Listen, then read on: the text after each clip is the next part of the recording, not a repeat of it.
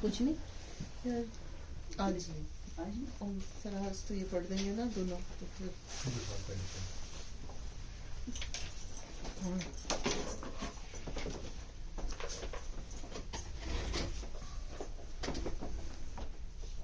صاحب صدر کی اجازت تھی.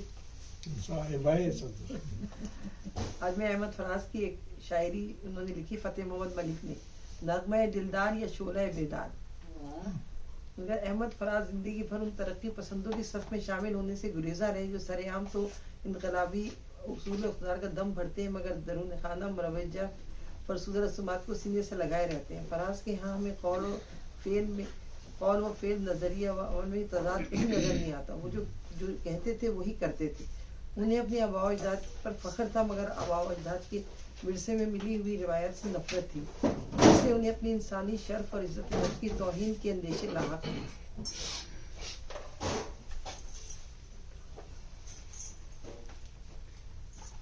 اس دور میں اس انداز کی انقلابی حقیقت نگاری فقط احمد فراز کے یہاں ملتی ہے. ظاہر ہے کہ ضیاء امریت اور اس کے ہوا خانوں کے نزدیک طرز فکر اظہار انتہائی باغیانہ قرار پایا. چنانچہ فراز کا محاصرہ کر لیا گیا. اسے بتایا گیا کہ تمام صوفی و سالک سبھی شیوخ و امام معززین عدالت گداگران سخن کے ہجوم اور آسمان ہنر کے نجوم ایوان اقتدار میں سر بسجود ہو چکے ہیں. ایسے میں میرے غنیم نے مجھ کو پیام بھیجا ہے کہ حلقزن ہے میرے گرد لشکری اس کے, فصیل شہر کے ہر برج ہر منارے پر کما بدس ستارے عسکری ان کی. شرط یہ ہے کہ جو جان کی ہما چاہتے ہو تو اپنے لوح و قلم قتل گاہ میں رکھ دو, مگر نہ اب کے نشانہ کمانداروں کا بس ایک خم ہو سو غیرت کی راہ میں رکھ دو. یہ شرط نامہ جو دیکھا تو ایلچی سے کہا. اس پیشکش کے جواب میں احمد فراز کو اس عہد تاریخ کا روشن ترین ستارہ اور ضیاء امریت کے دور کا سب سے بڑا ہیرو بنا دیا. اسے خبر نہیں تاریخ کیا سکھاتی ہے کہ رات جب کسی خورشید کو شہید کرے تو صبح ایک نیا سورج تلاش لاتی ہے. سو یہ جواب ہے میرے ادو کے لیے کہ مجھ کو حرص کرم کا نہ خوف خمیازہ, اسے صفت شمشیر پر گھمنڈ بہت, اسے شکوائے قلم کا نہیں ہے اندازہ. میرا قلم نہیں کردار اس محافظ کا جو اپنے شہر کو محصور کر کے ناز کرے. میرا قلم نہیں کاسا کسی سبک سر کا جو غاصبوں کو قصیدوں سے سرفراز کرے. میرا قلم نہیں اوزان اس نقیب دل کا جو اپنے گھر ہی کی چھت پہ شگاف ڈالتا ہے. میرا قلم نہیں اس درز و نیم شب کا رفیق جو بے چراغ گھروں پر کمند اچھالتا ہے. میرا قلم نہیں تسبیح اس مبلغ کی جو بندگی کا بھی ہر دم حساب رکھتا ہے. میرا قلم نہیں میزان ایسے عادل کی جو اپنے چہرے پہ دوہرا نقاب رکھتا ہے. میرا قلم تو امانت ہے میرے لوگوں کی. میرا قلم تو عدالت میرے ضمیر کی ہے. اسی لیے جو لکھا تپا کے جہاں سے لکھا جبھی تو لوچ کماکا زبان تیر کی ہے. میں کٹ گروں گا کہ سلامت رہوں, یقین ہے مجھے کہ یہ سارے ستم کوئی تو گرائے گا. تمام عمر کی ایزا نصیبیوں کی قسم میرے قلم کا سفر رائے گا نہ جائے گا.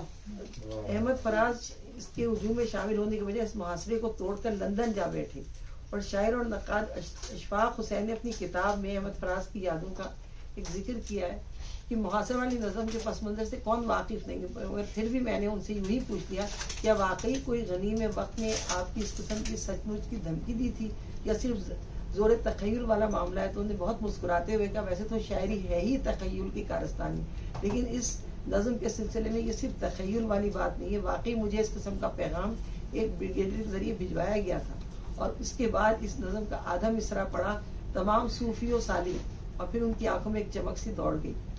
ٹورنٹو اشفاق حسین کینیڈا میں احمد فراز سے یادیں تازہ کرتی. ٹورنٹو کے مشاعرے میں جب پہلی بار فراز یہ کلام سنا رہے تھے تو ہر طرف ایک سکوت کا سا عالم تھا, مگر یہ سکوت سخن شناس نہیں بلکہ سکوت حیرانگی اور احترام سخن شناسی کی منزل تھی. مگر جب وہ اس منزل کے آخری موڑ پر پہنچے اور اپنی نظم محاصرہ سنانے لگے تو ہر کوئی ان کے احترام میں نہ صرف کھڑا ہو گیا بلکہ ان کے قدموں میں اپنا دل بچھائے ہوئے تھا.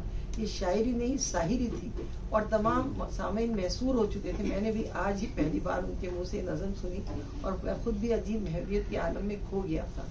بعد کے دنوں میں صرف شاعروں ہی نہیں بلکہ نجی محفلوں میں نظم کو خود انہیں سے کئی بار سنا, مگر اس بار کا عالم تو کچھ اور ہی تھا. عجیب اتفاق کہ احمد فراز نے اپنی زندگی کے آخری مشاعرے میں واشنگٹن میں جو آخری نظم پڑھی وہ بھی یہی محاصرہ تھی.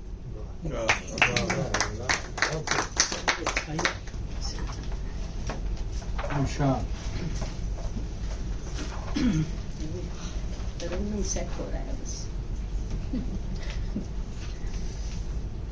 صاحب صدر کی اجازت سے. صاحب ہے یا صاحبہ ہے؟ صاحبہ صاحب نہیں ابھی ہمیں جینڈر کا یونیسیکس چلتا ہے. آپ کی آواز نہیں آ رہی. نہیں آ رہی. کچھ اس طرح سے دل کا بس ہر ایک غم گیا. ہم روبرو تھے اس کے اور وہاں وقت تھم گیا. اس نے جو التفات کے وعدے نبھا دیے اس کی جفا کا شکوہ بس اس کی قسم گیا.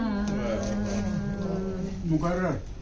اس نے جو التفات کے وعدے نبھا دیے اس کی جفا کا شکوہ بس اس کی قسم گیا. دونوں وفا کے کھیل میں ہارے کچھ اس طرح. دونوں وفا کے کھیل میں ہارے کچھ اس طرح. پندار میرا ٹوٹا اور اس کا بھرم گیا. پندار میرا ٹوٹا اور اس کا بھرم گیا. میں آنسوؤں سے بھی نہ اسے پھر مٹا سکی. میں آنسوؤں سے بھی نہ اسے پھر مٹا سکی. وہ منظر فراق تو آنکھوں میں جم گیا. وہ منظر فراق تو آنکھوں میں جم گیا. کیوں شہر خراباں کے یہ رستے اداس ہیں. کیوں شہر خراباں کے یہ رستے اداس ہیں. کس کو خبر ہے یہاں سے اب کس کا صنم گیا. کس کو خبر ہے یہاں سے اب کس کا صنم گیا. وہ آج پھر سے راہوں میں میری کیوں آ گیا. وہ آج پھر سے راہوں میں میری کیوں آ گیا. پھر آج کیوں اسی کی طرف ہر قدم گیا. پھر آج کیوں اسی کی طرف ہر قدم گیا. مطلب ہے اس نے کچھ آج ایسی پذیرائی کی ربا. اس نے کچھ آج ایسی پذیرائی کی ربا. ایسا لگا کہ دل کا دھڑکنا ہی تھم گیا. ایسا لگا کہ دل کا دھڑکنا ہی تھم گیا. We have cardiologist. جی انہیں کے لیے کہا ہے. ایسا لگا کہ دل کا. اس کے بعد وہ آ جائیں گے. شکریہ. السلام علیکم جی.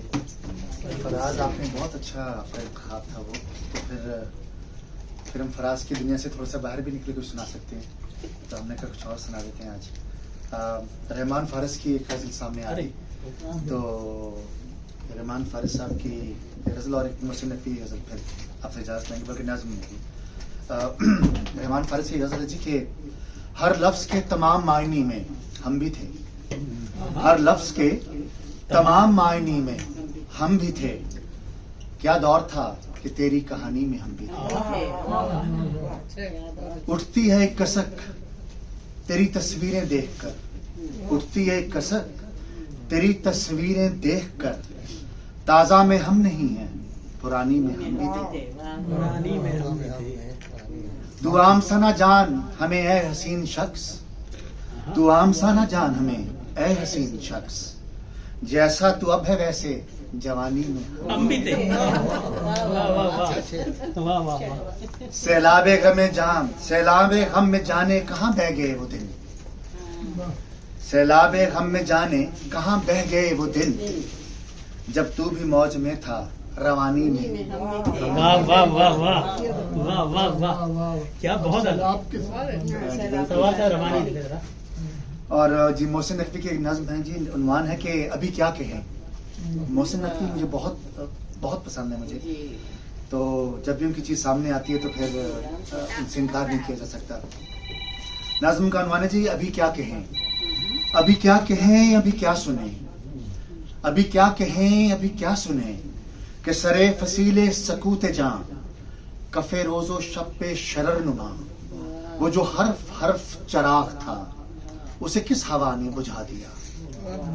کبھی لب ہلیں گے تو پوچھنا ابھی کیا کہیں ابھی کیا سنیں. سر شہر عہد وصال دل سر شہر عہد وصال دل. وہ جو نکتوں کا ہجوم تھا اسے دستے موج فراق نے تہ خاک کب سے ملا دیا. کبھی گل کھلیں گے تو پوچھنا ابھی کیا کہیں ابھی کیا سنیں. ابھی کیا کہیں ابھی کیا سنیں. یوں ہی خواہشوں کے فشار میں کبھی بے سبب کبھی بے خلل. کہاں کون کس سے بچھڑ گیا کسے کس نے کیسے گوا دیا. کبھی پھر ملیں گے تو پوچھنا ابھی کیا کہیں ابھی کیا سنیں. بہت اچھا فیصلہ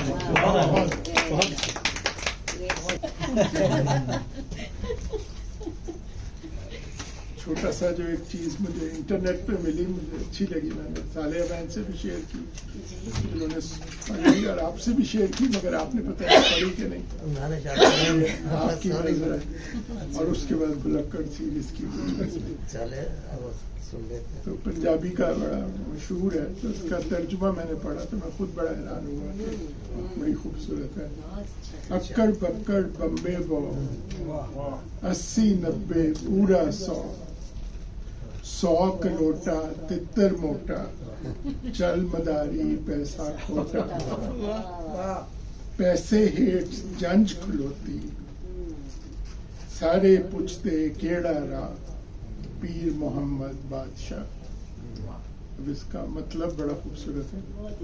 اکڑ پکڑ بمبے بو. ساری یہ جو کائنات ہے لا یعنی ہے. جس طرح اکڑ بکڑ بمبے بو کوئی مسئلہ نہیں. ایویں لوگ ردم ڈھونڈ رہے ہیں. 80 90 پورا 100. ہر کوئی بندہ جو ہے اپنے 80 کو 90 بنانے کے چکر میں ہے, 90 کو 100 بنانے کے چکر میں ہے, اور اسی طرح اپنی پوری زندگی گزارتا ہے. اور 100 کلوٹا تتر موٹا. اور جب اس کو 100 مل جاتا ہے تو جس طرح ایک تیتر نہیں پھول جاتا پیٹ بھر کے اپنا, اسی طرح وہ بھول جاتا ہے. تتر کی طرح ہے, ادھر ادھر چگتا رہتا ہے, 100 بناتا رہتا ہے. اور 100 جب ہو جاتا ہے 100 کلوٹا تتر موٹا چل مداری پیسہ کھوٹا. اس وقت پھر موت کا فرشتہ آ جاتا ہے اور کہتا ہے ساری کہانی ختم اور پیسہ سارا کھوٹا ہو گیا. پیسے ہیٹ جنج کھلوتی. کہتے پیسے کے نیچے پوری یہ جو جنج ہے بارات ہے یہ کھڑی ہوئی ہے دنیا کی. اور کتنی خوبصورت تشبیہ دی ہے دنیا کی بارات کے ساتھ. کوئی سج بن کے آیا ہوا ہے, کوئی رو رہا ہے, کوئی بینڈ باجے بجا رہا ہے, کوئی چلتا جا رہا ہے, کوئی تھک کے بیٹھا ہوا ہے. اور یہ پوری کی پوری جنگ جو ہے پیسے کے نیچے کھڑی ہے. اور سب پوچھتے کیڑا رہا, کن سانو پوچھتے کیڑا رہا. اب اس کے سارے جو چکر ہے اس کے کس راستہ کیا ہے اس کے باہر کا. تو پیر محمد بادشاہ کہ حضور صلی اللہ علیہ وسلم جو پیر تھے انہوں نے جو راستہ بتایا وہی اس راستے سے باہر نکل سکے. تو کئی دفعہ آپ دیکھیں تو الفاظ کے اندر کتنے جہاں کے اس نے شاہ جہاں نے 26 سال میں تاج محل بنایا اور تو اپنی لیگیسی چھوڑنے کے لیے. تو الفاظ کے اندر کتنی قوت ہوتی ہے کہ ان کے معنی جو ہیں کئی لوگوں کو زیادہ تر لوگوں کو سمجھ میں بھی نہیں آتے, مگر الفاظ کی اٹھک بیٹھ میں اور ردم کے اندر نسلوں سے کام چل رہا ہے. جس طرح کیا سلطان باہو نے 5 لفظ لکھ دیے ہیں, 10 لفظ, دل دریا سمندر اور ڈونگے کون دلا دیا جانے گا. 10 لفظ ہیں جو 400 سال سے چلتے جا رہے ہیں ہر آنے والے شخص کے لیے. تو میں نے کہا کہ مجھے بہت پسند آیا تھا. میں نے علیہ بہن کو بھی بھیجا اور شیخ بھائی کو بھی بھیجا. میں نے کہا ان کی تو نظم میں اکڑ پکڑ کے اوپر, تو میں نے کہا اس کا ترجمہ کسی نے, میں نے پہلی دفعہ پڑھا. مجھے یاد ہے بچپن میں ہم بھی یہ سنا, کتنی پرانی نظم ہے یہ؟ مجھے نہیں معلوم, مگر یہ بھی 100 اور کتنی خوبصورت شاعری ہے. 100 کا لوٹا تتر موٹا, تو کہتا ہے تتر خوش ہو جاتا ہے کہ میں نے 100 بنا لیا, اور چل مداری پیسہ کوٹا. ساری کہانی ختم ہو جاتی ہے. لاہور میں بچپن میں یہ والا ورژن 100 کا لوٹا تتر موٹا والا سنا. عامر بھائی اس کی خوبصورتی یہ ہے کہ ہم لوگ اب کہتے ہیں, اچھا نہیں میں ایک ون کامنٹ کیا, ہم یہ کہتے ہیں کہ مٹیریلزم اب آیا ہے اور پیسے کے پیچھے دوڑ ہے, تو noticing at that time. That's why it's very empowering to know that the trend اور that حاکمت ways. تکاثر Thank you for that. میں شرکڑ سیریز کی ایک غزل سناتا ہوں, اگر ٹائم ہوا تو دوسری سنا دوں گا. تو آپ نے تو کچھ نہیں سنی ہوگی, مجھے اس سے پہلے کہ یہ سب بھول جائے. وہ میرے ساتھ ساتھ تھا برسوں, وہ میرے ساتھ ساتھ تھا برسوں, پھر بھی ایک فاصلہ رہا برسوں. بہت اچھے. تیری رعنائیوں کو دیکھا ہے چاند راتوں میں بارہا برسوں. زندگی تیری خانقاہوں میں, زندگی تیری خانقاہوں میں میں نے کی ہے تپسیا برسوں. تیری خانقاہوں میں آپ آئے ملے چلے بھی گئے, آپ آئے ملے چلے بھی گئے, اور میں سوچتا رہا برسوں. کیا پیارا شعر. آپ آئے ملے چلے بھی گئے, اور میں سوچتا رہا برسوں.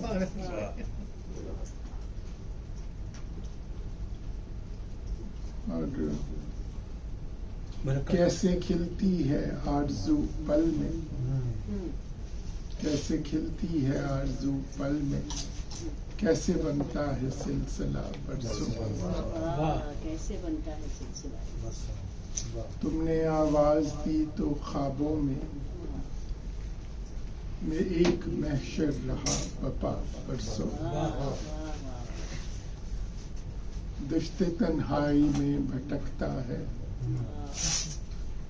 دشت تنہائی میں بھٹکتا رہا, خواب کا ایک قافلہ برسوں. خواب کا دشت تنہائی, اور گونجتا رہ گیا خلاؤں میں وقت کا ایک کہکہا برسوں. گونجتا رہ گیا وقت کا ایک کہکہا برسوں. چلے اگر ٹائم ہے تو میں پھر ایک اور سنا دیتا ہوں. آپ کو کون روکے گا؟ آپ بلڈنگ سے باہر نکلیں گے. برسوں نہیں ایک برسوں نہیں گھسے مختصر غزل.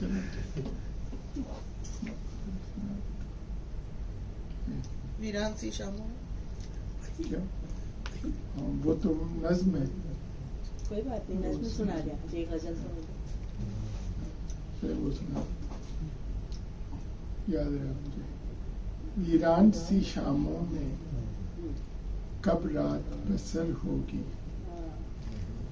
ویران سی شاموں میں کب رات بسر ہوگی اے شام غم دورہ آخر تو سحر ہوگی.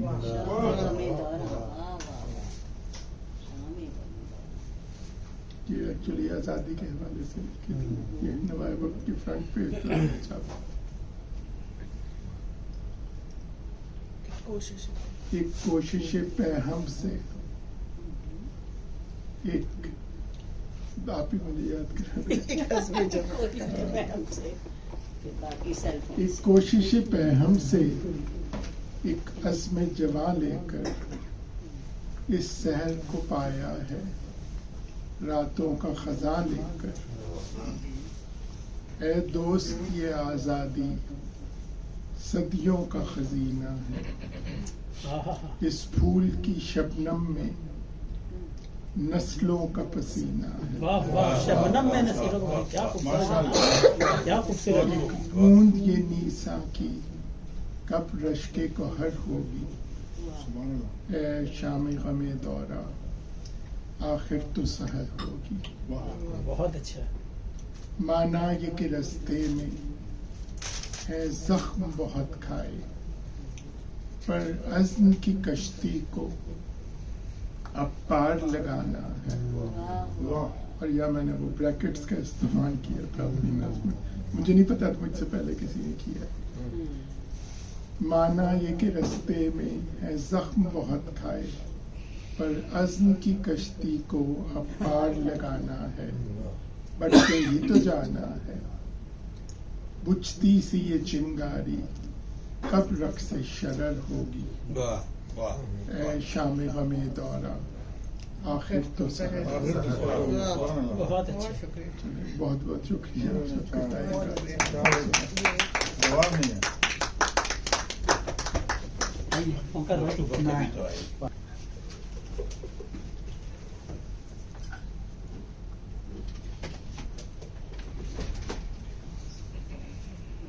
آج ہمارے قاضی صاحب موجود ہیں. ایک میوزیکل سی غزل جو وہ اپنے غلام علی نے بھی گائی تھی نا. آپ کی غزل نہیں وہ تھی ناصر کاظمی کی غزل. اچھا اچھا. تو اسی پر ایک پیش کر دیتا ہوں تھوڑی سی.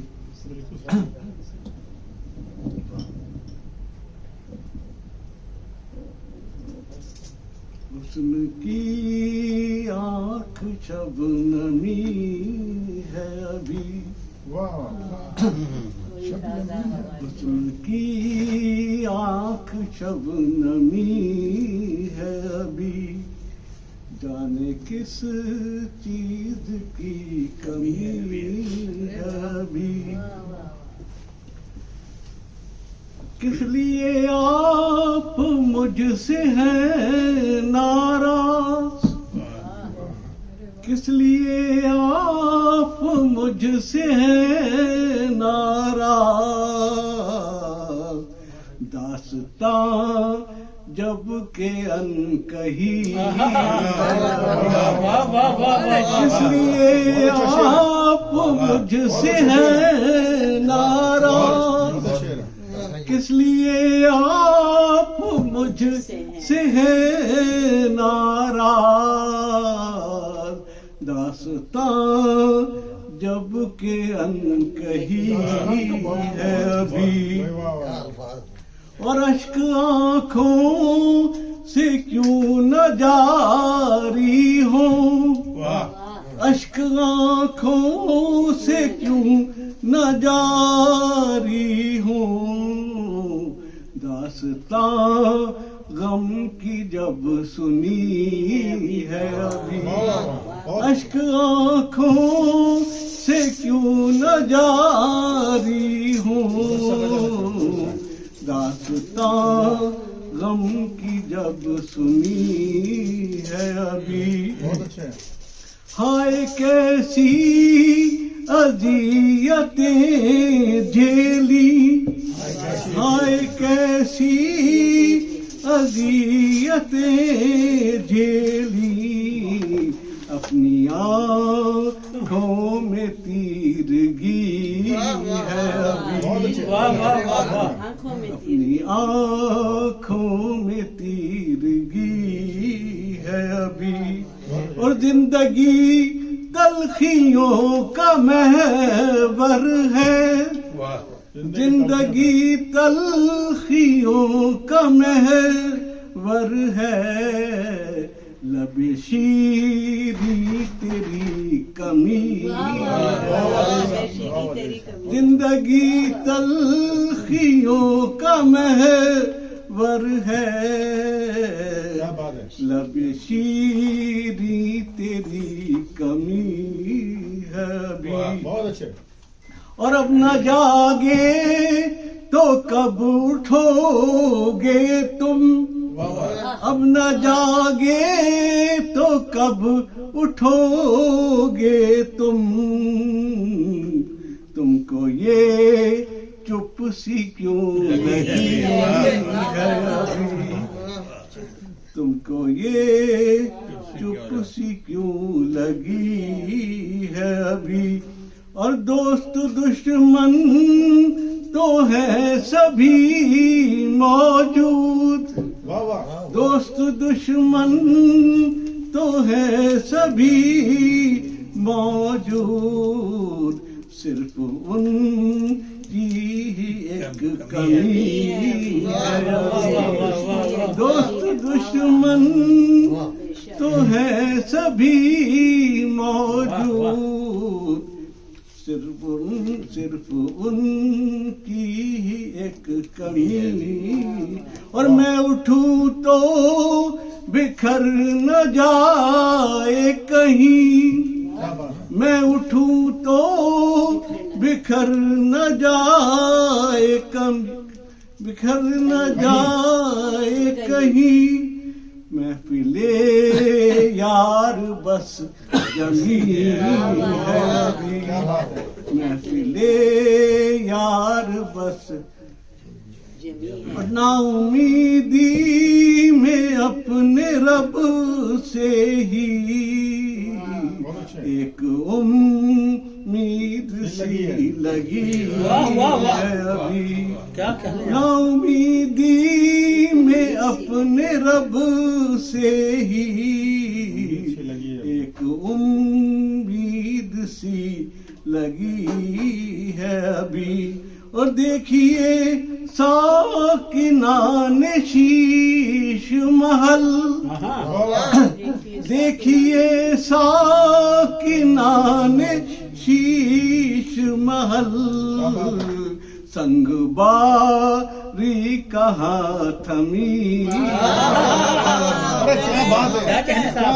دیکھیے ساکنان شیش محل، پہلے مصرے سے پتہ نہیں لگتا کہ آپ کس طرح نبھائیں گے. باری کہاں تھمی،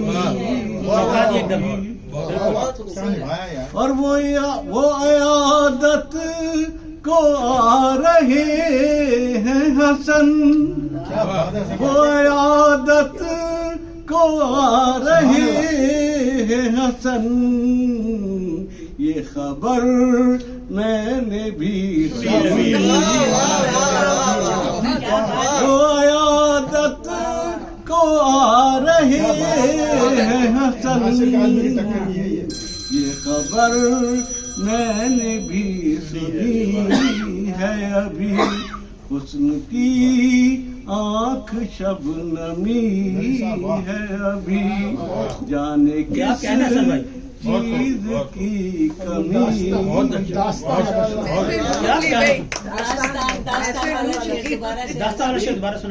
والا شعر دوبارہ سے، اور وہ شیشہ والا شیش محل والا بہت ہی زبردست ہے، آپ نے تو دل میں ایک لہر سی دیکھیے اٹھی۔ ساکنان شیش محل، سنگ باری کہاں تھمی ہے ابھی،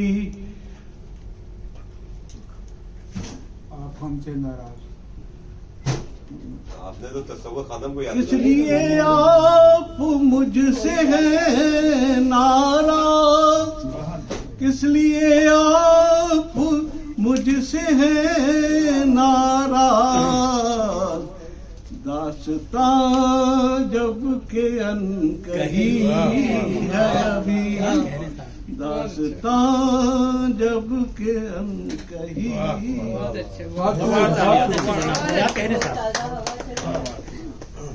اتنی اچھی پرفارمنس کے بعد کچھ بھی کرنا بڑا مشکل ہے. ویسے میں نے لکھ کے لے آیا تھا. ویسے ایک ہائیکو میں نے کہی تھی آج سے کوئی چند برس پہلے, آج کے لیے بالکل پرٹیننٹ ہے وہ.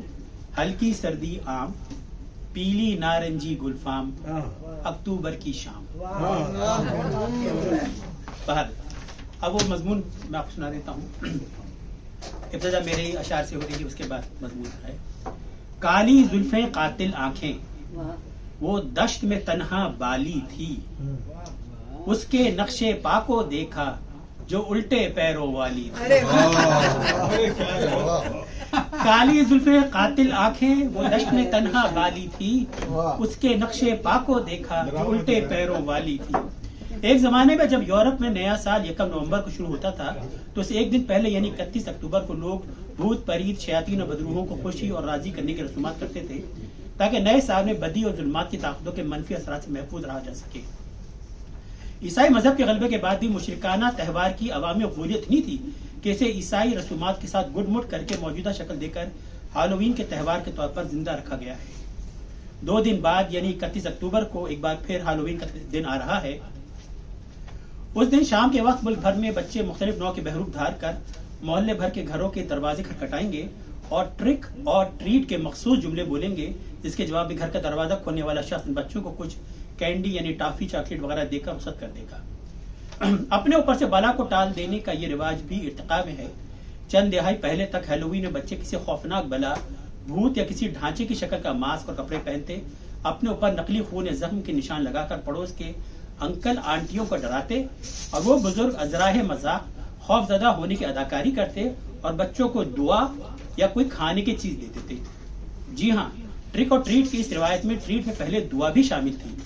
اب تو جھوٹے منہ بھی دعا دینے کا رواج نہیں رہا. آج کل بچے ڈرونی بہروپ کے علاوہ سپر ہیروز, کہانیوں کے کردار سمیت ہر طرح کے کاسٹیوم میں نظر آتے ہیں. کچھ بچے تو اتنے ڈھیٹ ہو گئے ہیں کہ اگر آپ ہیلووین کی شام کے لیے دروازہ کھولیں تو وہ ٹرک اور ٹریٹ کہنے کی بھی زحمت نہیں کرتے اور فوراً اپنی کینڈی کی تھیلی یا ڈبہ آپ کے سامنے کر دیتے ہیں جیسے کوئی حق لینے آئے ہیں. یہ تو ایسی ہی بات ہے کہ کوئی عید مبارک بھی نہ کہے اور پھر عید کی بھی امید رکھے. ٹرک اور ٹریٹ کے اندر ٹرک کی روایت بھی کہیں کہیں زندہ ہے.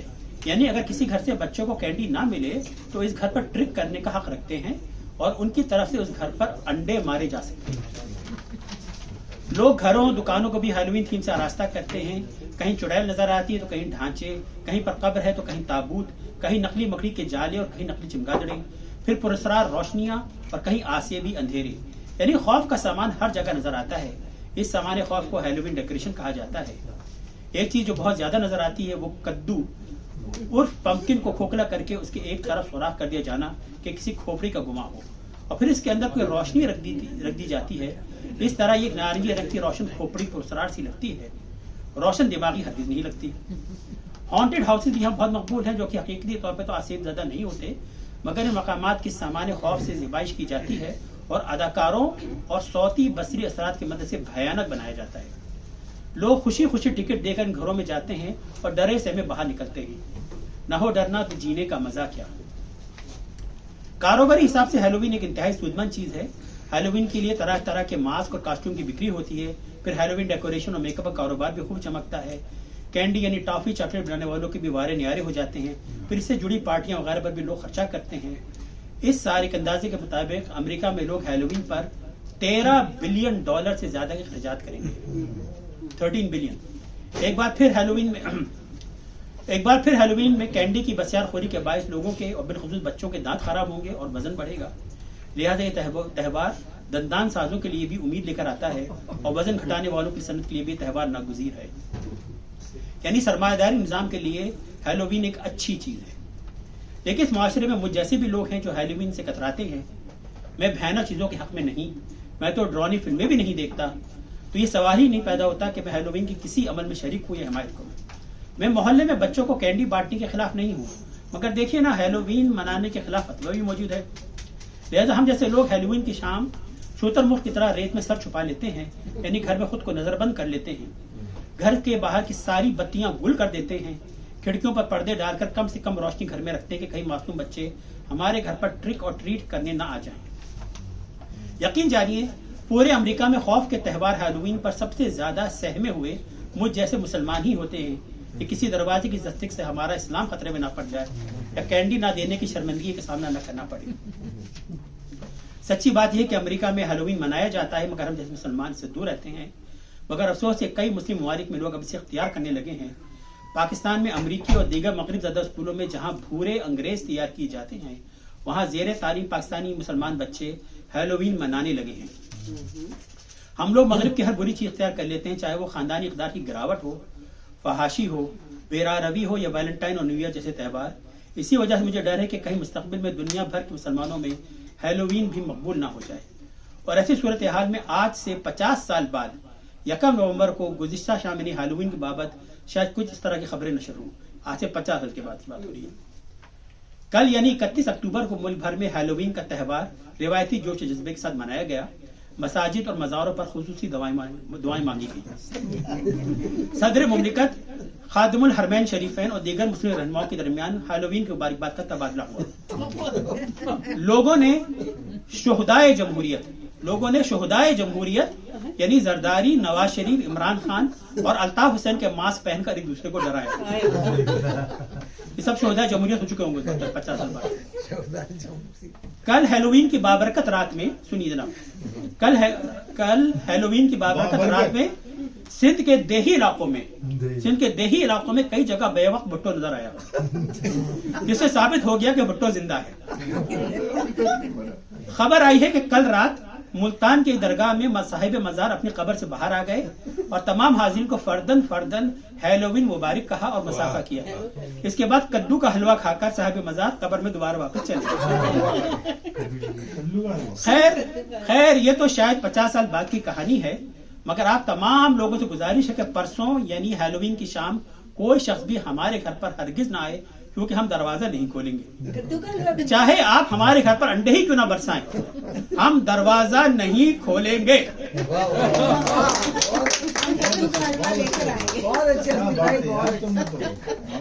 صاحب صدر اور معزز خواتین حضرات، السلام علیکم۔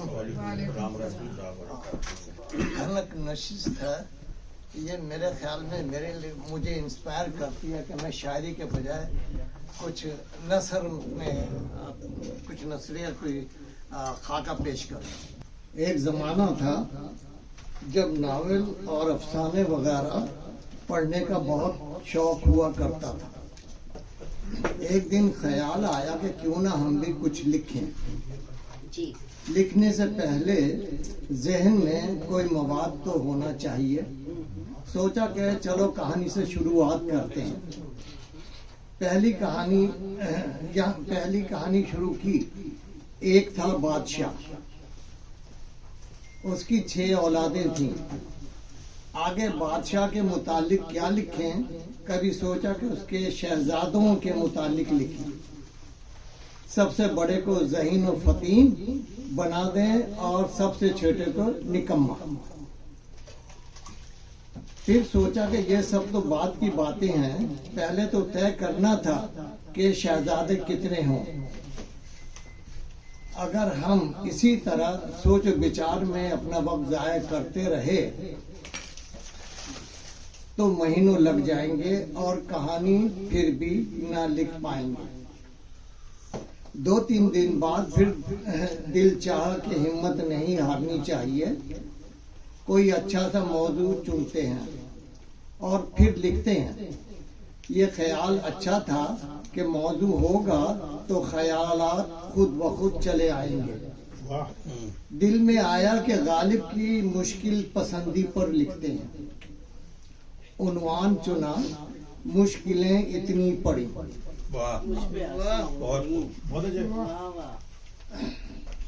پہلا جملہ ہم نے یوں شروع کیا، غالب اپنی مشکل پسندی سے خود نالاں تھے، لیکن کیا کرتے، ان کو مشکل پسندی کی ایسی عادت پڑ گئی تھی کہ ایک ہی شعر میں آسان الفاظ کے ساتھ مشکل الفاظ کو ملا دیا کرتے تھے. یہاں خیالات کو پھر بریک لگ گئی، پھر ذہن پر زور ڈالا اور ڈالتے رہے. آخر کب تک یہ سلسلہ چلتا؟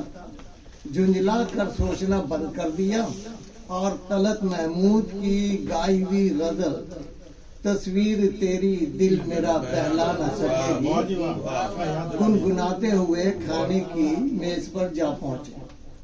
اگلے دن غالباً چھٹی کا دن تھا، اس لیے آرام سے سوتے رہے. جب اٹھے تو پھر خیالات کی کشتی میں سوار ہو گئے. ایک طرف دل کہہ رہا تھا کہ تم چاہے جتنی مرضی کوشش کر لو، تم اہل ادب میں شامل نہیں ہو سکتے. دوسری طرف دل ہار ماننے کو نہیں چاہ رہا.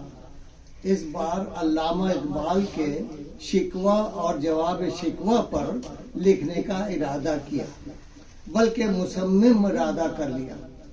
بانگیں ذرا نکالی. پہلے شکوہ کا ایسا بند ڈھونڈنے کی کوشش کی جو آسان، متاثر کن اور ہماری مرضی کے عین مطابق ہو. خیر سے ایک بند ڈھونڈ نکالا جو ہماری شرائط پر پورا اترتا تھا. اسی طرح کا ایک بند جواب شکوہ سے بھی نکالنا تھا. ہماری خوش قسمتی کہ بالکل ایسا بند بنا محنت کے سامنے آ گیا. یہ تو سب جانتے ہیں کہ اقبال کے بعد کسی اور شاعر نے شکوہ اور جواب شکوہ جیسی کوئی چیز نہیں لکھی اور شاید نہ کوئی لکھ پائے گا. ہمیں جس بات نے سب سے زیادہ متاثر کیا وہ چند الفاظ کے رد و بدل سے دو ایسے بند پیش کر دینا جن کی افادیت ہر زمانے میں قائم و دائم ہے. یہ دونوں بند ہم بار بار پڑھتے بھی جا رہے تھے اور لکھتے بھی جا رہے تھے. کیا بات؟ یہ بند ہے، ملاحظہ ہو. صفائے دہر سے باطل کو مٹایا ہم نے، نوع انسان کو غلامی سے چھڑایا ہم نے، تیرے کعبے کو جبینوں سے بسایا ہم نے، تیرے قرآن کو سینوں سے لگایا ہم نے. پھر بھی ہم سے یہ گلہ ہے کہ وفادار نہیں، ہم وفادار نہیں، تو بھی تو دلدار نہیں. اس کے بعد ہم نے ابھی پھر گنگناتے رہے اور پھر دوسرے جو بند ہے اس کی طرف آ گئے. صفائے دہر سے باطل کو مٹایا کس نے، یعنی وہی الفاظ ہیں، ایک دو الفاظ کے تبدیلی ہے. صفائے دہر سے باطل کو مٹایا کس نے، نوع انسان کو غلامی سے چھڑایا کس نے، میرے کعبے کو جبینوں سے بسایا کس نے، میرے قرآن کو سینوں سے لگایا کس نے. اور یہ ملاحظہ ہو، تھے تو آبا وہ تمہارے ہی مگر تم کیا ہو، ہاتھ پر ہاتھ دھرے منتظر فردا ہو. کیا بات ہے، کیا بات ہے. یہ یاد نہیں کہ ہم کتنی دیر تک یہ دونوں بند لکھتے رہے. ہاں یہ ضرور دیکھا کہ کئی صفحے ایک کے بعد دوسرا بند لکھنے میں صرف ہو گئے تھے. بہت شکریہ. بہت اچھے، بہت اچھے.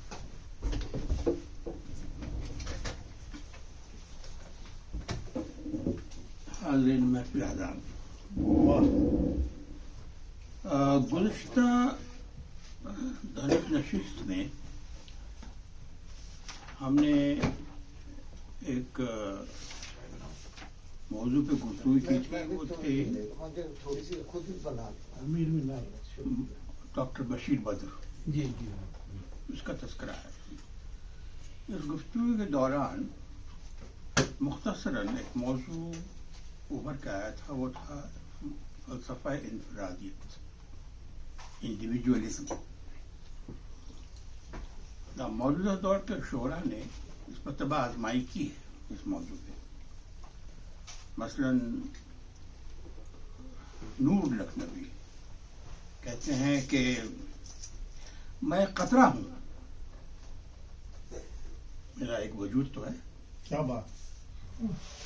میں قطرہ ہوں، میرا ایک وجود تو ہے، ہوا کرے جو سمندر میری تلاش میں. واہ واہ واہ. ہوا کرے جو سمندر کیا بات ہے. میری تلاش میں ہے. اور ڈاکٹر بشیر بدر نے بھی اس پہ کہا کہ بڑے لوگوں سے ملنے میں ہمیشہ فاصلہ رکھنا.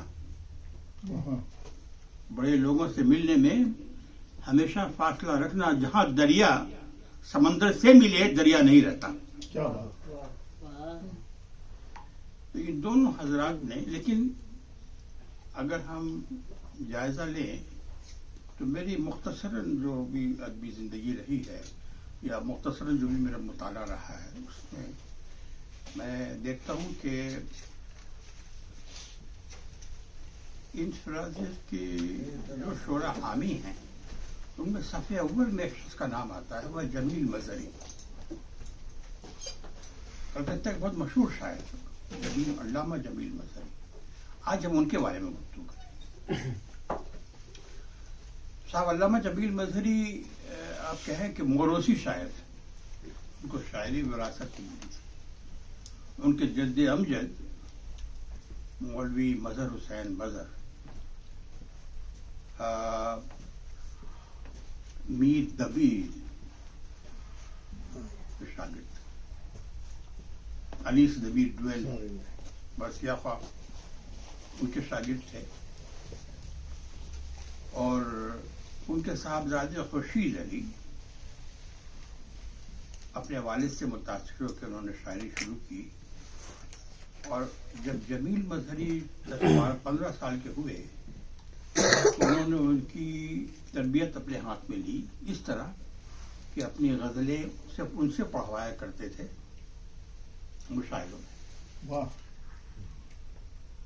اور پھر ایک قدم آگے بڑھے. 1 سال کے بعد ایک غزل نامکمل ان کے ہاتھ میں دے دی. اچھا. تو میاں اس کو مکمل کر کے پڑھ دینا. کیا بات. یہ تھی تربیت. اس تربیت میں وہ بچہ بڑا ہوا، پروان تھا.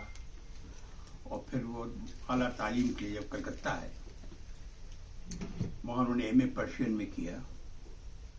اور وہاں ان کا ذوق، مشاعروں میں شرکت کی اور ذوق کو ہوا ملی، آگے بڑھے. تو انہوں نے تلاش شروع کی کسی ایسے استاد کی جو ان کی اصلاح کر سکے. وہ زمانہ تھا جب کہ علامہ وحشت لکھنوی، رضا علی وحشت، جو ناسک کے شاگرد تھے، ناسک کے شاگرد کے شاگرد، ناسک ان کے دادا، ان کا توتی بول رہا تھا وہ زمانہ تھا وحشت. تو ان سے، ان کے پاس چونکہ بہت شاگرد تھے تو دسترس مشکل تھی. ایک قطعہ لکھ کے بھیجا ان کو. جمیل مظہری لکھتے ہیں، پیچیدہ رسم راہ سخن دیکھ کر جمیل، پیچیدہ رسم راہ و سخن دیکھ کر جمیل، مدت سے آرزو تھی کوئی راہ بر ملے. مدت سے آرزو تھی کوئی راہ بر ملے، وحشت بھی ہے طریق ہے غالب پہ گامزن. وحشت بھی ہے طریق ہے غالب پہ گامزن، یعنی جناب خضر مجھے ہم سفر ملے. یہ کتاب پڑھ کے وحشت بہت متاثر ہوئے. انہوں نے اپنے شاگردی میں قبول کیا. 2 سال کے اندر ہی ان کو فارغ کر دیا. اس کے بعد وہ مکمل آزاد. وحشت کی شاعری کا ذرا ایک نمونہ سن لیا. کیا بات. استاد کا نمونہ کہتے ہیں، یہ داغ کی طریق پہ ہے. مزہ آتا اگر گزری ہوئی باتوں کا افسانہ، مزہ آتا اگر گزری ہوئی باتوں کا افسانہ، کہیں سے تم بیاں کرتے کہیں سے ہم بیاں.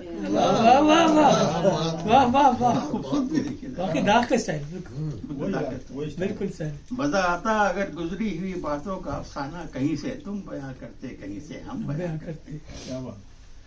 دوسرا شعر سنیے، کچھ سمجھ کر ہی ہوا ہوں موج دریا کا حریف. مقام دیکھیے شاعر کہتے ہیں، کچھ سمجھ کر ہی ہوا ہوں मौज दरिया का हरीफ, वरना मैं भी जानता हूँ आफियत साहिल में है। वाह वाह वाह वाह वाह, क्या खूबसूरत शेर है। वरना मैं भी जानता हूँ आफियत साहिल में है। साहिल में है। ये भी दाग के जमीन तो नहीं है, लेकिन हाँ अंदाज। गर्दन झुकी हुई उठाते नहीं है वो, क्या बात, गर्दन झुकी हुई उठाते नहीं है सर, डर है उन्हें निगाह लड़ेगी निगाह से। ये भी दाग है, पक्का दाग है। लड़ाई भी लेना न पाए थे, उठा के बहुत खूब, देखा मुझे छोड़ दिए मुस्कुराए। और एक ये है, सीने में मेरे दाग गमे इश्क है, इश्क नबी है। क्या बात, सीने में मेरे दाग इश्क नबी है, एक गौहर नायाब मेरे हाथ लगा। ये उनका नमूना है बरसत की शायरी का। बहुत खूब, बहुत खूब। उसके बाद फिर जनाब जमील मजहरी फिर अपने अरबी सफर से आगे बढ़े और कुछ दिनों पहले उन्होंने साहब की, फिर फिल्मों में गानों ने भी लिखे, जोश के इमा पे लोगों में दाखिल हो गए, फिर वहाँ से छोड़ पाते हो। तो फिल्मी गाना है आपका? मुझे नहीं, इंफॉर्मेशन ब्रॉडकास्टिंग के डिप्टी डायरेक्टर हो गए, लेकिन मिजाज नहीं कहीं उनका लगा। आखिर में उर्दू के प्रोफेसर हो गए कलकत्ता यूनिवर्सिटी में, कुछ अशार उनके पेश करने से।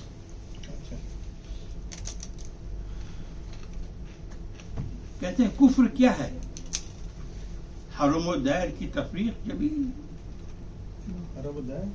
हरम दैर की तफरीक जमील। कुफ्र क्या है, हरम दैर की तफरीक जमील, सख्त काफिर है वो हिंदू जो मुसलमान हो जाए। दोबारा डबल नेगेटिव लग रहे हैं मुझे।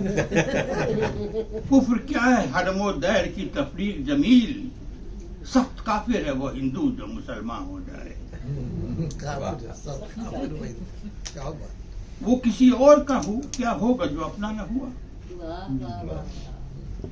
वो किसी और का क्या होगा जो अपना न हुआ। पहले इश्क सिखा दे हमें अपना होना, पहले इश्क सिखा दे हमें अपना होना। बहुत खूब। और ये एक उसको क्या हक है कि कतरे से समंदर मांगे, वाह, उसको क्या हक है कि कतरे से समंदर मांगे जिसने कतरे को सिखाया नहीं दरिया होना। क्या बहुत अच्छा शेर है। आपकी कैस मिजाजी से मुझे डर है जमील, आपकी कैसे मिजाजी से मुझे डर है जमील, देखिए किसके मुकद्दर में है लैला होना। दोबारा पढ़िए ना। आपकी कैस मिजाजी से मुझे डर है जमील, देखिए किसके मुकद्दर में है लैला। किसके मुकद्दर है। बात है, बहुत अच्छे जनाब। इजाजत दें तो मैं गजल सुना दूं उनकी एक। जी जी कहते हैं ये है फलसफा इनफरादियत। कहते हैं हस्ती है जुदाई से उसकी, जब वसल हुआ तो कुछ भी नहीं। हस्ती है जुदाई से उसकी, हस्ती है जुदाई से उसकी, जब वसल हुआ तो कुछ भी नहीं। दरिया में ना था तो कतरा था, दरिया में मिला तो कुछ नहीं। बहुत खूब, बहुत मुश्किल बदल वाली बात है। बाकी वो बशीर बदर बाद में है, ये पहले है। हाँ हाँ, जाहिर बात, उससे पहले इंतकाल हो बाजा ने बहुत लोगों के हाथ साफ किया। ये तजुर्बा है। दूसरा में सुनिए, एक शमع जली तो महफिल में हर सिमत उजाला फैल गया। एक शमع जली तो महफिल में हर सिमत उजाला फैल गया। कानून यही है फितरत का, परवाना जला तो कुछ भी नहीं। वाह, कुछ भी नहीं। सैलाब में तिनके रक्सा थे, मौजों से सफीने लर्जा थे। सैलाब में तिनके रक्सा थे, मौजों से सफीने लर्जा थे। एक दरिया था 100 तूफान थे, दरिया न रहा तो कुछ भी नहीं। वाह वाह वाह वाह वाह वाह वाह। असलियत थी या धोखा था, ایک فتنہ رنگی برپا تھا. بہت خوب. اصلیت تھی یا دھوکہ تھا, ایک فتنہ رنگی برپا تھا. 100 جلوے تھے, ایک پردہ تھا, پردہ نہ رہا تو کچھ بھی نہیں.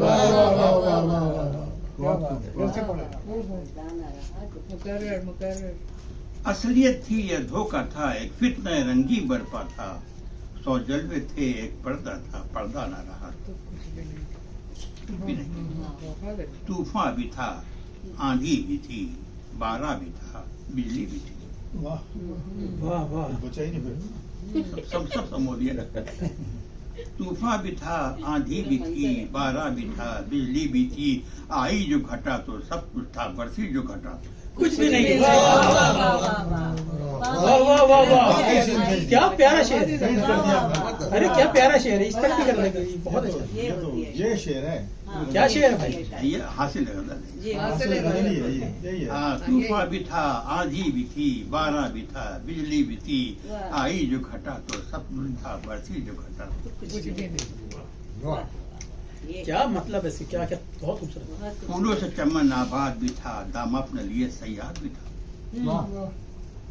پھولوں سے چمن آباد بھی تھا, دام اپنے لیے صیاد بھی تھا.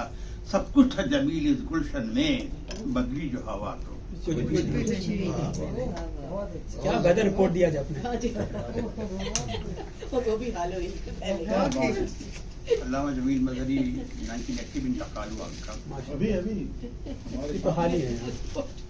45 سال ہو گئے ہمارے زندگی میں ہمارے ہوتے ہوئے. آپ سے بڑے بہت مشہور ہے اپنی زندگی میں, بہت شہرت حاصل بھی بڑے کی. بہت ان کے شاگرد ہیں جو آج بھی ان کی اعزاز میں جمع ہوتے ہیں, محفل مشاعرہ منعقد کرتے ہیں کلکتہ میں.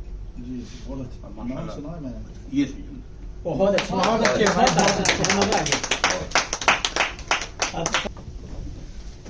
السلام علیکم. یہ میں یہیں رکھ دیتا ہوں. بحث نہیں ہے, اس کا فائدہ اٹھاتے ہوئے میں کچھ تلاوت اللہ صاحب کی مداحیہ شاعری کو ڈسکس کروں گا. تو یہ جیسا کہ ہم لوگ جانتے ہیں, اس بیس پر انہوں نے یہ پوری نظم لکھی ہے کہ 2 گروپ ہیں, جو ایک غالب کا قدردان ہے اور کچھ ان کے اگینسٹ ہیں. تو شروع میں جو صاحب اگینسٹ ہیں ان کے ساتھ ان کا مکالمہ ہے, تو 4-5 شعر غالب کے اگینسٹ میں سمجھ لیجیے آپ, اور پھر اس کے بعد ان کے فیور میں انہوں نے کچھ کہا ہے. تو کل ایک ناقد غالب نے مجھ سے پوچھا کہ قدر غالب مرحوم کا سبب کیا ہے. مجھے بتاؤ کہ دیوان حضرت غالب کلام پاک ہے, انجیل ہے کہ گیتا ہے. سنا ہے اپنے کراچی میں ایک صاحب ہیں, کلام ان کا بھی غالب سے ملتا جلتا ہے, مطلب ان کی امپورٹنس کو گھٹا رہے ہیں. تو پھر یہ غالب مرحوم کی برسی کیوں؟ مجھے بتاؤ کہ ان میں خصوصیت کیا ہے. مجھے تو میر تقی میر سے ہے ایک لگاؤ کہ میر کچھ بھی صحیح شاعری تو کرتا ہے. کہاں کے ایسے بڑے آرٹسٹ تھے غالب, یہ چند اہل ادب کا پروپیگنڈا ہے. کہتی ہے میب حسین سے دھول دھپے میں, کبھی کسی کا وہ سوتے میں بوسہ لیتا ہے, سوتے میں بوسہ لیتا ہے. جو کہہ رہے ہیں کہ غالب ہے ایک فلسفی شاعر, مجھے بتاؤ کہ بوسے میں فلسفہ کیا ہے. کیا بات ہے, آپ کی آواز اتنی اچھی, آپ فقار کی آواز میں بھی بول سکتے ہیں. اصل میں کیونکہ بچپنا پورا ساتھ گزرا ہے, میرے سگے خالو تھے. جی جی, سنا ہے وہ صوفی بھی تھے, ولی بھی تھے, اب تو اس کے بعد پیغمبری کا ہی درجہ ہے. یہ مسلسل اگینسٹ ہیں کہ یہ روس والے غالب پر جان دیتے ہیں, روس والے غالب پر جان دیتے ہیں. میرا خیال ہے اس میں تو کوئی گھپلا ہے, اس میں تو کوئی گھپلا ہے. اور جو شاعری ہو اجمل خان کے لیے, وہ اس طرح کی خوشامد ہے. شاعری کیا ہے, یہاں تک ان کے اگینسٹ رہے. اب انہوں نے کنونس کرنا شروع کیا کہ بھائی غالب واقعی کوئی عظیم شخصیت تھے. کہ کہا میں نے کہ پڑھیے تو پہلے غالب کو, تو بولے خاک پڑھوں, مدعا تو انقا ہے. مجھے خبر ہے کہ غالب کی شاعری کیا ہے, کہ میں نے حضرت غالب کا فلم دیکھا ہے. سنی جو میں نے یہ تنقید تو یہ سمجھ نہ سکا کہ اس عزیز کو غالب سے دشمنی کیا ہے. بڑی جو یہ بحث تو پھر میں نے اس کو سمجھایا کہ ادب میں حضرت غالب کا مرتبہ کیا ہے. بتایا اس کو کہ وہ ہے زندگی کا ایک شاعر, بہت قریب سے دنیا کو اس نے دیکھا ہے. وہ لکھ رہا ہے حکایات خوچگان جنوں, جبھی تو اس کے قلم سے لہو ٹپکتا ہے. عجیب تضاد کی حامل ہے اس کی شخصیت, عجیب شخص ہے برباد ہو کے ہنستا ہے. جو اس کو روکنا چاہو تو اور بہے, عجیب موج رواں ہے, عجیب دریا ہے. بس ایک لفظ میں داستاں بیاں کرنا, وہ فکر و فن کی بلندی اسی کا حصہ ہے. جبھی تو اس کا کوئی شعر سادہ و رنگین رخ بشر کی طرح کیفیت بدلتا ہے. پہنچ گیا ہے وہ اس منزل تفکر پر جہاں دماغ بھی دل کی طرح دھڑکتا ہے. ہزار لوگوں نے چاہا کہ اس کے ساتھ چلیں, مگر وہ پہلے بھی تنہا تھا, اب بھی تنہا ہے. کیا بات, یہ گانا چنگیز جی بھی تھے نا غالب کے خلاف. جی جی, اگر اجازت ہو تو ایک آت اور پیش کروں. یہ ایک بہت پہلے I think some where in mid 60s ایک مشاعرہ منعقد کیا گیا تھا یو پی کے اندر, جہاں پر یہ تمام دلاور فگار اور ان کے تمام بڑے بڑے شعراء حضرات شوق, نصور, ساحر وغیرہ موجود تھے. اور اینڈ ٹائم کے اوپر جو منتظمین تھے وہ بھاگ گئے, تو نہ کھانا نہ قیام نہ طعام کچھ نہیں. اور اس کے بعد جو شاعروں کے اوپر بیتی وہ انہوں نے شعر کے ذریعے کہا ہے کہ یہ محفل سخن تھی مئی کے مہینے میں, شاعر نہا گئے تھے خود اپنے پسینے میں. وہ شاعروں کا جم غفیر ایک حال میں دم توڑتے ہوں جیسے مریض اسپتال میں. برا حال, مئی کی گرمی, یو پی اور 60s کا زمانہ, نہ ایئر کنڈیشن نہ پنکھا. یہ شاعر تھے کہ بند ایک سنیما کے حال میں پنچھی پھنسے ہوئے تھے شکاری کے جال میں. یہ حالت تھی. شوق, نصور, ساحر و ماہر و فگار تمام شعراء کرام ایک مقبرے میں بند تھے سارے شہید و ناز. بے کل کو بے کلی تھی, تبسم تھے بدحواس, کوثر پکارتے تھے کہ پانی کا ایک گلاس. ایسا بھی ایک وقت نظر سے گزر گیا جب صابری کے صبر کا پیمانہ بھر گیا. صدر مشاعرہ جناب حضرت خمار تھے, وہ بھی غریب شہر غریب الدیار تھے, پنکھا جل رہے تھے. یہ محروماں تھے اور کوئی میزبان نہ تھا, ان آل انڈیوں کا کوئی قدردان نہ تھا. آل انڈیو, وہ تشنگی, وہ حبس, وہ گرمی کے علامہ منہ سے نکل پڑی تھی ایک استاد کی زبان. رو رو کے کہہ رہا تھا ایک استاد دھامپور, مارا دیار غیر میں مجھ کو وطن سے دور. کچھ اہل ذوق لائے تھے ساتھ اپنے تولیہ, ننگے بدن ہی بیٹھے تھے کچھ پیرو اولیاء. یہ حالت ہو گئی تھی قمیض, پاجامہ و قمیض نہ آیا بدن کو راس, بیٹھے ہوئے تھے لوگ پہنے ہوئے قدرتی لباس.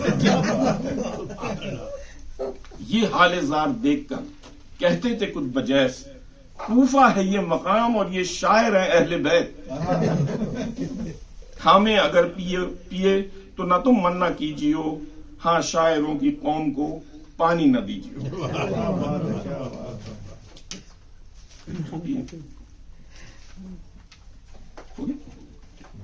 بہت شکریہ, بہت اچھے. تھوڑا سا کوئی سے بھی سنا, ایک تھوڑی سا مزاح. تھوڑا سا ایک شاعر ہے, ان کا نام ہے امجد, تو وہ مزاح شاعر حیدرآباد دکن کے, تو ان کے تھوڑا سا میں نے امجد زمین ہے. تو وہ کہتے ہیں فیملی پلاننگ کے متعلق انہوں نے کچھ کہا ہے کہ اپنی بیگم سے وہ خاطب ہیں, اے میری جان, اے میری جان وفا, جان ادا, جان شباب, ये बीवी नहीं हो सकती। एक नुस्खा मैंने पाया बेमिसाल और लाजवाब। क्या बात। खैर से अब हो गया हूँ 11वें बच्चे का बाप, है यही बेहतर, लग जाए यहीं पर फुल स्टॉप। रह चुका खामोश अब तक, अब रहा जाता नहीं। क्या बात। 12वें का बोझ मुझसे अब सहा जाता नहीं। चलिए चल कर हॉस्पिटल कुछ करें तदबीर, अब है सितारा वो इस पर रोशन करें तकदीर। अब बीवी का जवाब सुनिए।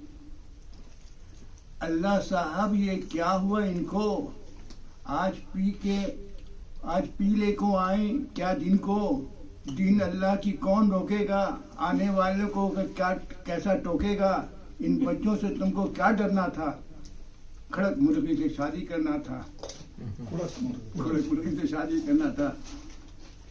20 बच्चों में थकूंगी नहीं, आगे सरकार के आगे झुकूंगी नहीं, कहीं सरकार कैसे मरदा है, कहेंगे सरकार कैसे मरदा है, जजगी मेरी है इनको दर्दा है। ये हैदराबादी है, अपन समझ गए। शोहर के बाद मादर है अकबर व असगर, ज़ादा व खालिद, पप्पू मुन्नू को मिलाकर 11 दत्त की वालदा। कुछ तो सोचें, कुछ तो समझें, अकल से कुछ काम लो, हमें कह देने से पहले तुम पहले दिल मेरा थाम लो। आजमा से हो गया हूँ कसरत औलाद से, वास्ता बीवी से है या किसी जल्लाद से। बहुत अच्छे सर। होता ये है कि कुछ सोच के आते हैं, कुछ बातें ऐसी हो जाती हैं कि जिसके अंदर बात से बात निकल जाती है। तो आपने जो शेर सुनाए थे वो उसी की तरह के, मज़ा बरसात का मेरा नहीं है, मज़ा बरसात का चाहो तो इन आँखों में आ बैठो, स्याही है सफ़ेदी है शफक है अब्र बार, मतलब कि ऐसे ही मेरे ज़हन में आ गया शेर। और मैं अपनी कुछ गज़ल एक आध दो सुना। हमने जिस से दोस्ती की है, हमने जिस से दोस्ती की है, उसने बदले में दुश्मनी की है, उसने बदले में दुश्मनी की है। दोस्ताने ने ढांप रखा था, दोस्ताने ने ढांप रखा था, दोस्ताने ने ढांप रखा था। दुश्मनी कौन सी अभी की है, दोस्ताने ने ढांप रखा था। दुश्मनी कौन सी अभी की है, वो शिकायत पे ध्यान देते नहीं, वो शिकायत पे ध्यान देते नहीं। बस शिकायत मेरी इसी की है, वो शिकायत पे ध्यान देते नहीं, बस शिकायत मेरी इसी की है। अब वो नफरत से हट के बात करें, अब वो नफरत से हट के बात करें। मैंने उल्फत में कब कमी की है, अब वो नफरत से हट के बात करें। मैंने उल्फत में कब कमी की है। रोशनी मुफ्त में नहीं होती, रोशनी मुफ्त में नहीं होती। अरे दिल जलाया तो रोशनी की है, रोशनी मुफ्त में नहीं होती। दिल जलाया तो रोशनी की है। कजरवी हो रही है दोनों तरफ, कजरवी हो रही है दोनों तरफ। गो बहस बीच रास्ते की है, गो बहस बीच रास्ते की है। कजरवी हो रही है दोनों तरफ। आप चाहें तो जान ले लीजिए, आप चाहें तो जान ले लीजिए। मिल्कियत ये भी आप ही की है, आप चाहें तो जान ले लीजिए। मिल्कियत कुछ एक 4 मिसरे याद आगे सुनाता हूँ कि वो हम ही सो गए दास्तां कहते कहते, तरह ही थी चल रही थी, उस पर कुछ मैंने लिखा था तो अभी सुना देता हूँ कि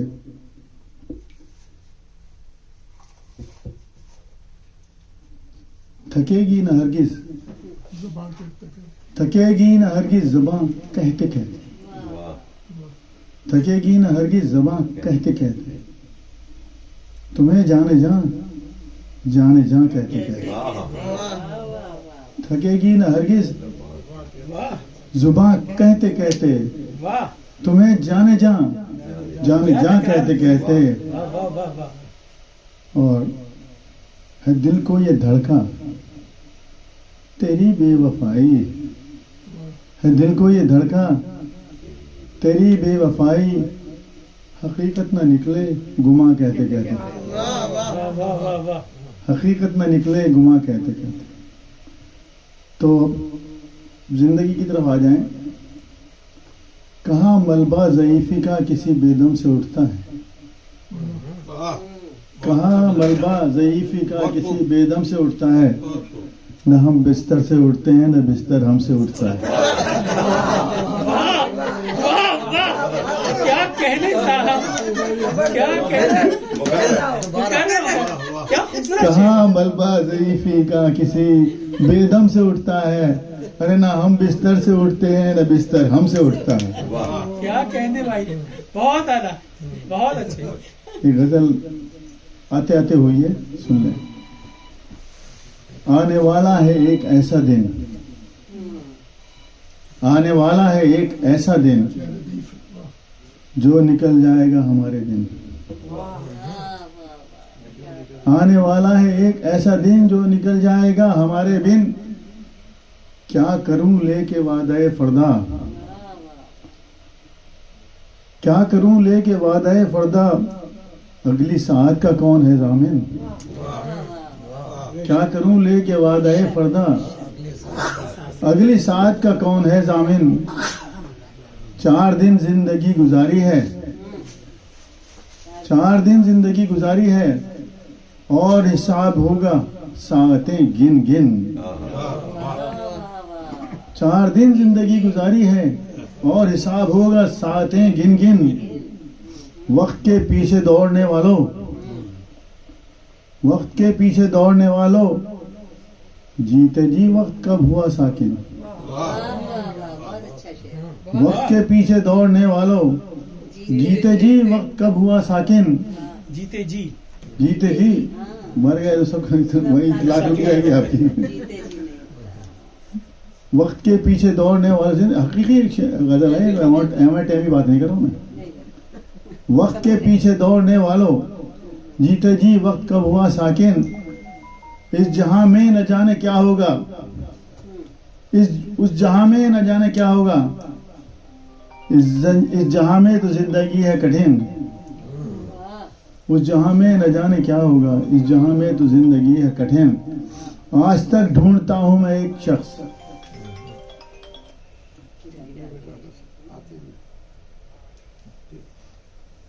زید بھائی کہہ دوں شاید، جی جی جی، آج تک ڈھونڈتا ہوں میں ایک شخص، ایک ہو جس کا ظاہر و باطن، آج تک ڈھونڈتا ہوں میں ایک شخص، ایک ہو جس کا ظاہر و باطن، آنے والا ہے ایک ایسا دن جو نکل جائے گا ہمارے میں۔ حقیقت حال بیان کیا۔ یہ بغیر مجھ سے ان سے اشفاق بھائی سے پوچھ کے، میں نے کہ یہاں ڈالا تھا، میں لفافہ دیکھ رہی ہوں، لینا نہیں تھا، میں نے کہا رکھا ہوا تھا یہ میگزین تھا۔ یہ کتاب اپنا چند غزل کے اشعار، لمحہ لمحہ پگھل رہا ہوں، لمحہ لمحہ پگھل رہا ہوں میں، اپنی حیت بدل رہا ہوں میں، اپنی حیت بدل رہا ہوں میں، میرے معبود اتنی تنہائی، اب تو خود کو بھی کھل رہا ہوں میں۔ غزل کے چند اشعار ہے کہ اپنا تو بس کام یہی ہے، اپنا تو بس کام یہی ہے، سب کے غم اپناتے رہنا، اپنا تو بس کام یہی ہے، سب کے غم اپناتے رہنا، ناخن زخمی کرتے رہنا، ہر گتھی سلجھاتے رہنا، ناخن زخمی کرتے رہنا، ہر گتھی سلجھاتے رہنا، جاتے ہو تو شوق سے جاؤ، دور نگر آباد کرو، جاتے ہو تو شوق سے جاؤ، دور نگر آباد کرو، वक्त मिले तो गाए गाए ख्वाबों को महकाते रहना। और हम हैं वो आवाज जो घुटकर, ये कुछ सियासी नौयत का शेर है, हम हैं वो आवाज जो घुटकर और फिजा में गूंजेंगे, हम हैं वो आवाज जो घुटकर और फिजा में गूंजेंगे, बाद हमारे आवाजों को जंजीरें पहनाते रहना। आवाज़ों को जंजीरें पहनाना। और एक मेरे उस्ताद जॉन इलिया का एक शेर हाजिर, इसके बाद खत्म, कि बाहर आती नहीं दरार कोई, बाहर आती नहीं दरार कोई, हिज्र अंदर से तोड़ देता है। नहीं पड़ा कि आप सदर मुश्ताक हैं, पता नहीं क्या कहते।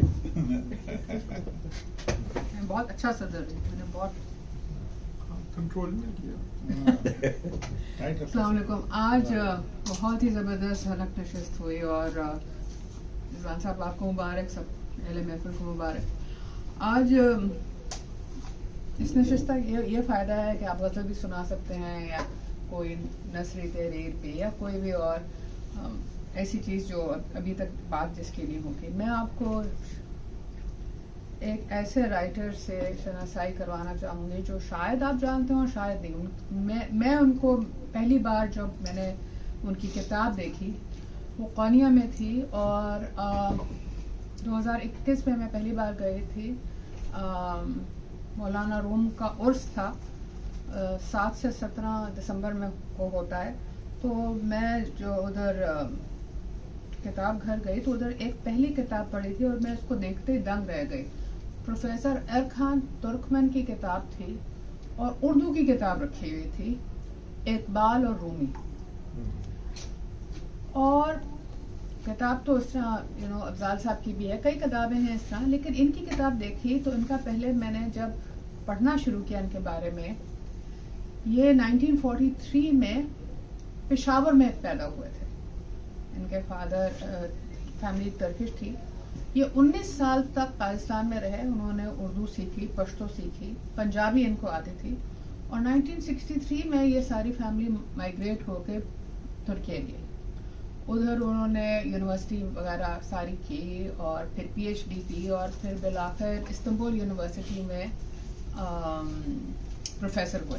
और उनकी बेपनाह तहकीक तहरीर है और ख़ास तौर पे इनकी तहरीर जो पढ़ाई जाती है वो इकबाल और रूमी के ऊपर है। और ये बहुत मुतासिर थे क्योंकि 1965 में इल्लामा इकबाल को मौलाना रूम के दरगाह के अहाते में जगह दी गई थी।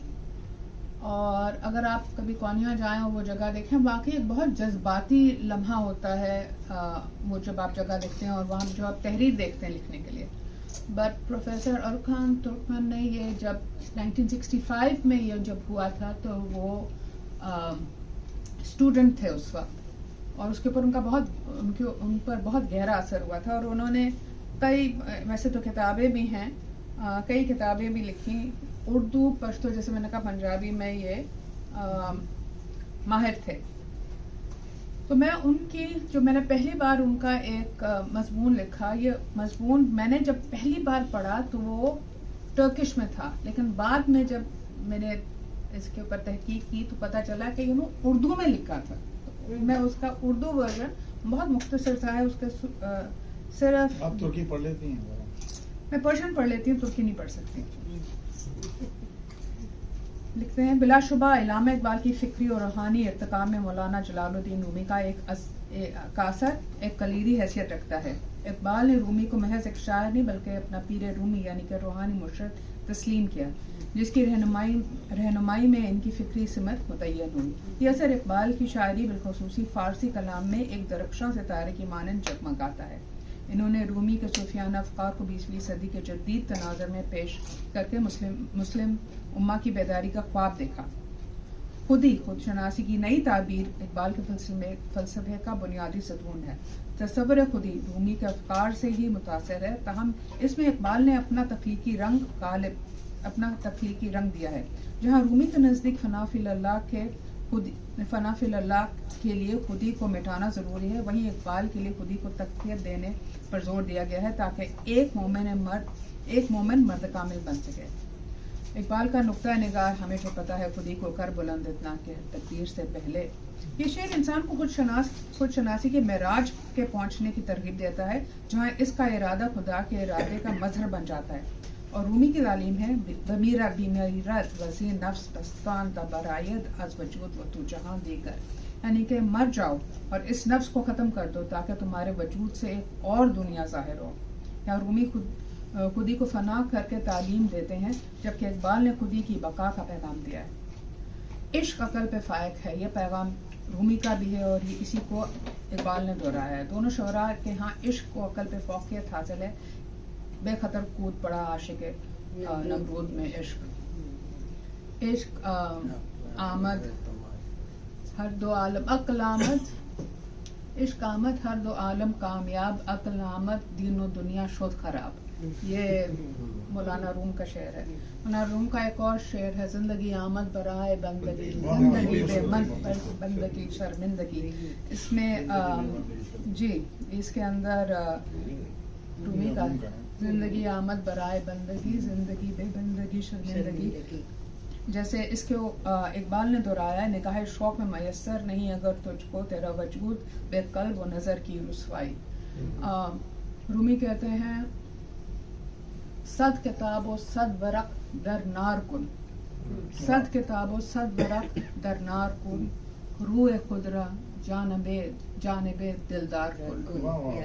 तो इसी तरह इकबाल का भी ये इतने शेर हैं जो प्रोफेसर साहब ने साइड बाय साइड रख के बताए हैं कि कौन से शेर जिसमें रूमी का फ़लसफ़ा है और गालिब ने उसकी ट्रांसलेशन किस कदर खूबी से की है और उसके अंदर अपना रंग भी दिया है। और अगर आपने जावेद नामा जिन्होंने पढ़ा हो तो वो एक सफ़र है जिसमें मौलाए रूम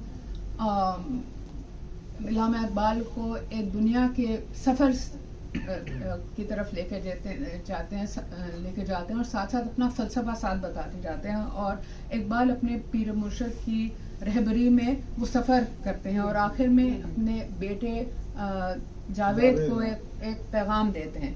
तो अगर आप इनकी तहरीर पढ़ें, मैं इकबाल को खुद जैसे प्रोफेसर एरकान तुर्कमन लिखते हैं रूमी का रहबराना किरदार जावेद नामा में इकबाल ने खुद को शागिर्द यानी कि जिंदा रवद जिंदगी की रवा नदी के रूप में पेश किया है, जिसमें रूमी एक रूहानी सफ़र पे अपने हमरा लिए हुए हैं, जिसकी तरह डांटे के डिवाइन कॉमेडी में वर्जिल इनकी रहनुमाई करता है। इसी तरह रूमी इकबाल की अफलाकी दुनिया की सैर करवाते हैं, जहाँ वो ज़िंदगी और कायनात के सरबस्ता राजों से पर्दा उठाते हैं। ये बयानिया असलूब शऊरी तौर पर रूमी की मुर्शदाना करदात को आश्कार करता है।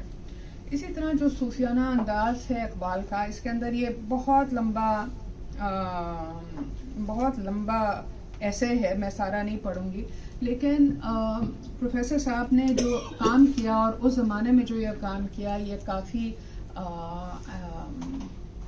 हमने तो कई तरह इस तरह की किताबें पढ़ी, लेकिन ये वाली किताब जिसमें प्रोफेसर अरखान जिनको पूरी तरीके से अबूर हासिल था उर्दू पे, फारसी पे, टर्किश पे, पंजाबी पे और पश्तो पे, क्योंकि वो पेशावर में पैदा हुए थे। ये काफ़ी एक गहराई में जाके करते हैं और काफ़ी इंटरेस्टिंग है। मैं बस आपके साथ ये शेयर करना चाह रही थी कि एक ये मौजू भी है और एक इस तरह के लिखने वाले भी हैं जो टर्की में है। इनका इंतकाल मैं बहुत इनसे मिलना चाहती थी, बट इनका इंतकाल कोविड से 2 साल पहले 2018 में हुआ इस्तांबुल में। प्रोफेसर अरखान तुर्कमन। मैंने वहाँ इंग्लिश में लिखते हैं